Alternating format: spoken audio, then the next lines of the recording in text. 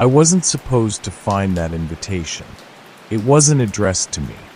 And the moment I read it, I think something found me instead. I live alone in a small apartment above an antique shop downtown. It's one of those creaky, half-forgotten buildings that always smell like dust and cedar. The kind where the lights flicker for no reason and the pipes groan like something breathing beneath the floorboards. It's fine though. Cozy even. I work night shifts at a local print shop. Quiet job, mostly me, the hum of machines and late-night playlists to keep me company. Halloween was coming up, my favorite time of year. I'd been planning to stay home, maybe watch old horror movies, hand out candy. Just another ordinary October. That changed 3 nights before Halloween. I was heading up the stairs after work, around 2 a.m., when I noticed something on my doormat. A black envelope. No stamp, no return address. Just my name, handwritten in gold ink. It looked fancy. Too fancy for me. I opened it right there in the hallway. Inside was a thick card, embossed with silver skulls and cobwebs. It said, "You're invited to the Midnight Masquerade, October 31st, 11:59 p.m., at the old Merriman House. Don't be late." I frowned. The Merriman House was abandoned, had been for decades. Everyone in town knew it. Teenagers dared each other to sneak inside, but no one actually stayed long. It was impossible for someone to be throwing a party there. But here's the thing. The card smelled faintly like smoke and roses, and the ink shimmered when I tilted it, like it was still wet. Something about it felt alive. At first, I thought it was a prank. Maybe a local pop-up Halloween event, or someone from the shop trying to mess with me.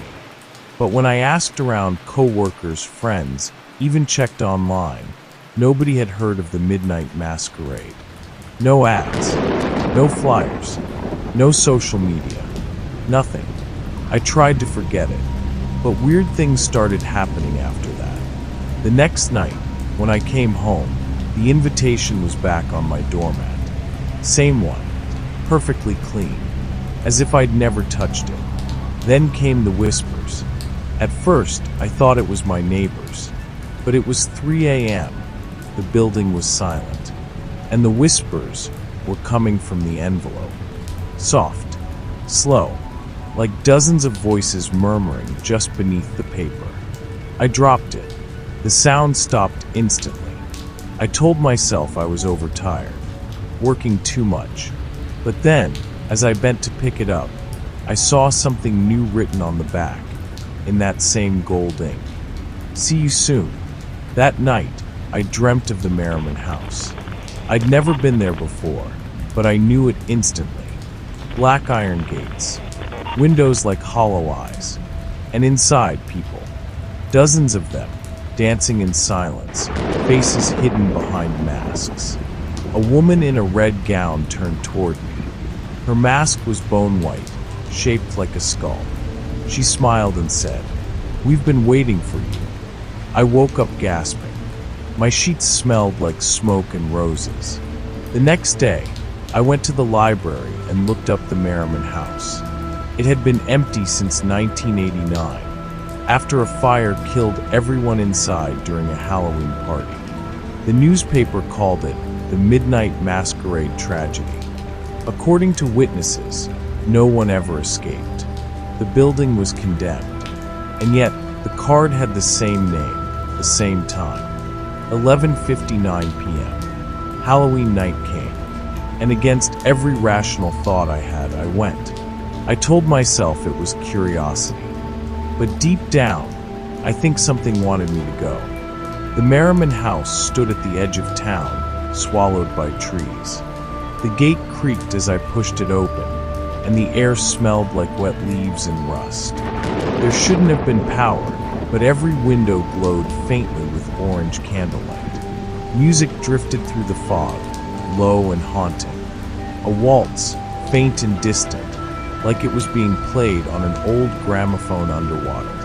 I stepped inside. The floors were cracked. The wallpaper peeled in long curls, but everything was set up. Candles lined the hall. Cobwebs shimmered like silk.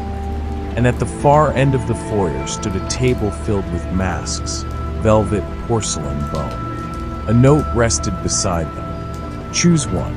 I hesitated, then picked a black mask with gold trim.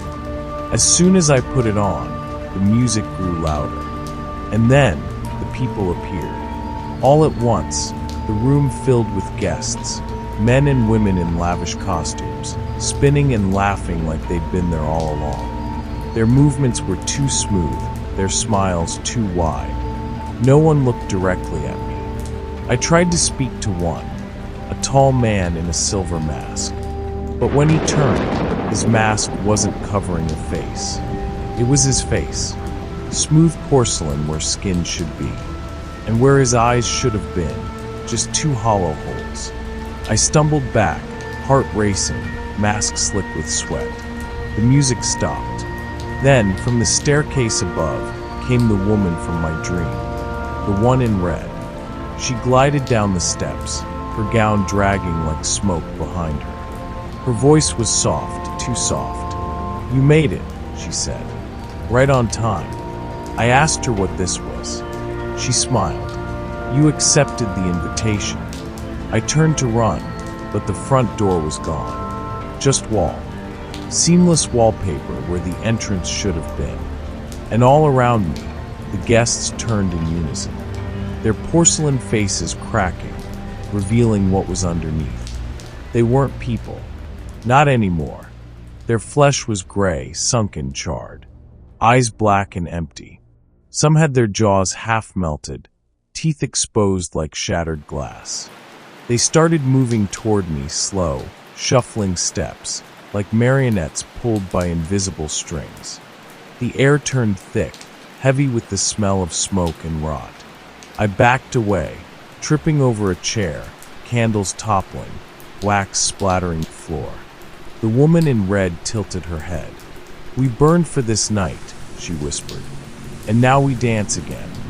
I bolted up the stairs, the floorboards screaming under my feet. Every shadow looked alive.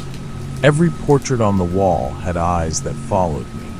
I ducked into a room at the end of the hall, what used to be a study. Ash and soot covered everything. The wallpaper was scorched, and on the far wall were names, carved into the plaster. My name was the last one, still dripping, fresh. The whispering started again, low at first, then louder. Dozens of voices saying the same thing. "Stay, stay, stay." The door behind me slammed shut. The candles in the room flared, then went out. Something grabbed my arm in the dark. Cold fingers, pressing into my skin hard enough to bruise. I turned and saw her, the woman in red. Her mask was gone now. The left side of her face was burned away, black and wet. Her smile too wide. "We need one more," she hissed. "Every year, one more." I screamed and shoved her away, knocking over a candelabra. The flames caught the drapes. Smoke filled the room instantly. I ran, down the hall, through the crowd of moving corpses, through the suffocating heat. Their voices followed me. "Stay, stay, stay." I don't know how, but I found a door, kicked it open. Cold air hit my face, and I ran. When I looked back, the house was dark again. No fire, no music, just silence. The invitation slipped from my hand. When it hit the ground, it turned black, burned to ash right before my eyes. I thought it was over. I really did. But this morning, when I woke up, there was something on my pillow. Another envelope. Black, gold ink. Only this time, the handwriting was mine. And inside, one sentence. "You're hosting next year. If you ever find a Halloween invitation that doesn't list a host, don't go looking for the party, because if you do, you'll end up becoming it."